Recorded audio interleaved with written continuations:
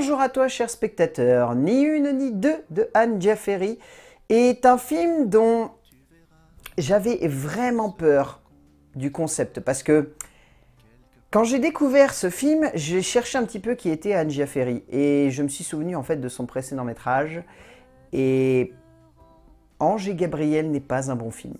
Et à partir de ce moment-là, je me suis vraiment demandé, ok, elle a voulu tenter un concept. C'est un concept qui peut sonner comme très limité et qui aux États-Unis a donné des comédies vraiment lourdingues et je vous renvoie à Jack and Jill pour voir à quel point ce genre de concept peut être compliqué. Et du coup, je me suis vraiment dit, mais dans quoi elle a choisi de s'embarquer après Ange et Gabriel? Le résumé pour faire simple, Julie est une grande actrice, une des plus grandes actrices du cinéma français. Laurette est une petite coiffeuse d'Aix-en-Provence. Aucune de ces deux femmes ne se connaissent, pourtant, elles sont toutes les deux liées l'une à l'autre. Et bah ça marche. Je suis le premier surpris. Honnêtement, je me suis vraiment dit que ça allait être une catastrophe ce film, que ça pourrait rentrer facilement dans un flop 10 de la fin d'année. Et non. En fait, Anne Jaffery a visiblement retenu les nombreuses erreurs de Ange et Gabriel et nous offre là un métrage qui est plutôt surprenant. Qui n'est pas non plus une perle du genre, hein. Faut pas non plus admettre l'impossible, c'est un film qui se tient. Mais c'est un film qui arrive à aller dans une direction où constamment il cherche à surprendre, à étonner, à faire en sorte que le spectateur se prenne d'affection pour ses personnages, malgré le fait que sur le papier on devrait les détester et trouver que c'est, pardon du terme, une bande de connards. Et en fait non, on trouve ces personnages attachants. Il y en a certains qu'on arrive à se dire « ouais, je suis pas supposé l'aimer ». Mais étonnamment, il dégage quelque chose, une sincérité, une justesse, une tendresse. Et c'est comme ça tout du long du film. L'histoire n'est pas forcément surprenante et se limite vraiment à son concept de base, mais l'acheminement de certains caractères de personnages, certaines idées de mise en scène, certains placements de retournement ou de changement de situation donnent lieu à un tout qui est cohérent avec sa base et qui cherche avant tout à être touchant, juste et drôle. Et ces trois objectifs sont respectés lorsqu'on arrive à la fin. Et franchement, vu le cadre dans lequel voulait se ranger le film, je me suis vraiment dit que ça pourrait vite être une comédie très lourde et pas du tout intéressante. Au cœur du cinéma français, il est indéniable que l'on a un gros souci avec les comédies. Surtout quand la plupart du temps, celles-ci ne cherchent pas forcément à créer quelque chose d'un tant soit peu neuf et surtout quand elles reposent sur un concept souvent lourd, voire même carrément à côté de la plaque. Sur le papier, la comédie de Anne Jaffery se posait un peu comme cela. Mais pourtant, la cinéaste réussit à nous proposer un peu plus. Et cela fait presque du bien de voir une metteur en scène dépasser sa base de création pour développer quelque chose de réellement intéressant. Et franchement, la cinéaste française parvient à livrer bien plus qu'une simple comédie à concept. Elle propose une jolie réflexion autour de la création artistique pour une œuvre finalement très sincère et honnête, ce qui est rare aujourd'hui. En termes d'écriture, Anne Jaffery, c'est évident qu'elle a voulu baser son récit sur des personnages intéressants. Bien au-delà du concept. Parce que le concept, c'est juste mettre deux fois la même actrice. Ça, c'est un concept de mise en scène, plus qu'un concept d'écriture. Le véritable concept d'écriture, ici, c'est de poser une opposition qui va faire en sorte qu'au fil du récit, ça gagne en intensité parce que tout le but, entre guillemets, c'est de faire une dramaturgie en X. De créer deux personnages radicalement opposés, d'un moment, faire en sorte qu'elles soient sur le même pied d'égalité, et ensuite d'inverser les positions.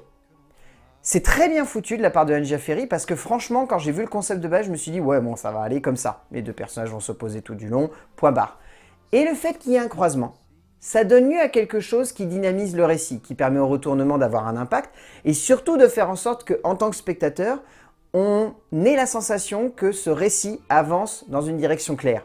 Parce que on pourrait se poser la question. Se dire qu'à certains moments, franchement, cette histoire, elle tourne un peu en rond, elle va dans les mêmes directions, tournage, maison, évolution uniquement de Laurette et pas du tout du personnage de Julie. Et au fil de l'avancée du récit, on se rend compte que Anne Jaffery, elle a envie d'aller dans une direction où le spectateur se sent ému par ses personnages.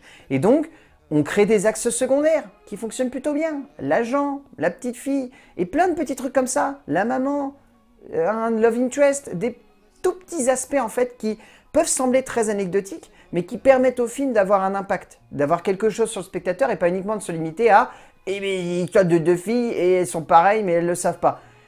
Franchement, si ça s'était basé que là-dessus, ça aurait été le nanar de l'année. Il est indéniable que l'auteure française a surtout cherché à mettre en relief une écriture qui se base avant tout sur de l'immersion, et non sur de l'analyse, ce qui peut clairement porter un peu défaut au scénario et à la dramaturgie, surtout quand on voit dans le dénouement final la portée qu'elle souhaite donner à son écriture. On ressent la base d'un fort potentiel, d'une profondeur qui aurait pu donner lieu à quelque chose d'un peu plus juste, d'un peu plus fin, mais on se contente tout de même assez facilement de ce qu'elle nous offre ici, et cela donne tout de même lieu à une œuvre vraiment surprenante et assez juste finalement sur sa longueur, sans pour autant avoir envie de sauter au plafond non plus. En termes de mise en scène, Anne Giafferi, elle a encore de gros problèmes de rythme. Je trouve ici que le film est vraiment mal rythmé, et que les 1h40, elles sont longues, beaucoup trop longues. Le film aurait mérité à se limiter à petite 1h25, et je pense que ça aurait tenu le coup. Là, le fait est qu'il y a beaucoup de problèmes de montage, il y a une mise en scène qui est très plate et qui par moments n'est pas vraiment dynamique, a tendance à vraiment... en fait, c'est ça mon plus gros souci avec le film, c'est qu'on a un concept qui est de pouvoir foutre Mathilde Seigner 2 fois à l'écran. C'est quasiment jamais utilisé. Allez, 2-3 fois dans le film. C'est un petit peu dommage. Tu bases ton film entièrement là-dessus. En termes de réalisation, c'est génial parce que ça te demande d'avoir recours à des techniques qui peuvent sembler un petit peu de l'ordre de la magie. C'est foutre 2 fois le même acteur à l'écran. C'est extraordinaire, ça t'ouvre des portes, mais vers des possibilités d'effets spéciaux, de trucage, de montage, d'effets de style. Et on a l'impression qu'elle s'en sert pas. Et c'est vraiment décevant, parce que tu te dis toute ta mise en scène est basée là-dessus. Et tu choisis d'aller à l'inverse de ça, de baser ta mise en scène sur autre chose. Bon, ça base la mise en scène sur de la comédie, et la comédie, elle se tient. Là-dessus, il n'y a rien à en redire. Mais franchement, il y avait de quoi faire en termes de technique. Juste en termes de technique. Après, voilà, tu fais ce que tu veux avec l'artistique, mais rien qu'en termes de technique, ça aurait fait de ton film quelque chose de hyper intéressant. Et là, du coup, on a l'impression que ça tombe complètement à plat. Là-dessus, le film n'est pas forcément très élégant. Et on a un peu la sensation que toute la mise en scène ne repose que sur le fait de mettre 2 fois le même personnage à l'écran. Mais étonnamment, la cinéaste ne cherche pas plus que cela à mettre en avant ce potentiel qui aurait pu vraiment donner un cachet au long métrage. Il en résulte un ensemble qui se tient presque uniquement par le biais de ce rapport entre les personnages. Mais voilà, cela ne crée pas forcément plus de profondeur que cela entre les personnages. Et au bout du compte, on se retrouve à constater plus que réellement se laisser immerger par tout ce qui se met en place à l'écran finalement, ce qui est un peu décevant. En termes de casting, je trouve pas que celui-ci soit forcément exceptionnel. Il y a beaucoup d'acteurs qui sont pas très bons. Je trouve pas Ariane Mallet vraiment bien. Marianne Chazelle, j'ai toujours du souci avec son jeu maintenant, je trouve que ça passe pas. François-Xavier de Maison est pas mal, mais il est vraiment secondaire. C'est-à-dire qu'en fait, littéralement, je pense que vous additionnez toutes les scènes du film, il porte tout le temps le même chèche et le même costume. Ce qui, à mon avis, veut dire que son tournage a dû être condensé à vraiment quelques scènes. Je trouve pas forcément qu'il y ait vraiment beaucoup d'acteurs qui décollent. Allez, il y a Axel Daudier et Marie-Julie Beaup qui passent plutôt bien, mais ça reste 2 acteurs et actrices au milieu d'un casting qui, voilà. Mais en fait, ça se voit, c'est que Anne Giafferi, elle a voulu vraiment baser son film entièrement sur son actrice principale. Et franchement, sur le papier, j'avais des gros doutes sur le potentiel comique de celle-ci. Le film se repose beaucoup sur Mathilde Seigner. Et franchement, il fait bien. Car l'actrice donne réellement tout ce qu'elle a pour ce rôle, et cela fait du bien de la voir à nouveau aussi investie dans un personnage comique. Au bout du compte, Ni une ni deux est une comédie qui arrive à dépasser son concept de base pour être un petit peu plus. Je ne dis pas que c'est une réussite totale, je dis qu'étonnamment, malgré une idée qui peut sembler complètement ridicule et une réalisatrice qui ne semble pas avoir les outils nécessaires pour nous offrir un film à la hauteur de ça, on a une comédie plutôt sympathique, plutôt une comédie sentimentale d'ailleurs, vraiment entraînante et qui par instant arrive à vraiment développer quelque chose de divertissant. Et donc rien que pour ça, Ni une ni deux de Anne Giafferi, j'ai envie de vous dire pourquoi pas. C'est pas la comédie de l'année, mais ça se tient. Et rien que pour ça, essayez. Moi je pense que ça peut vous convaincre. A plus!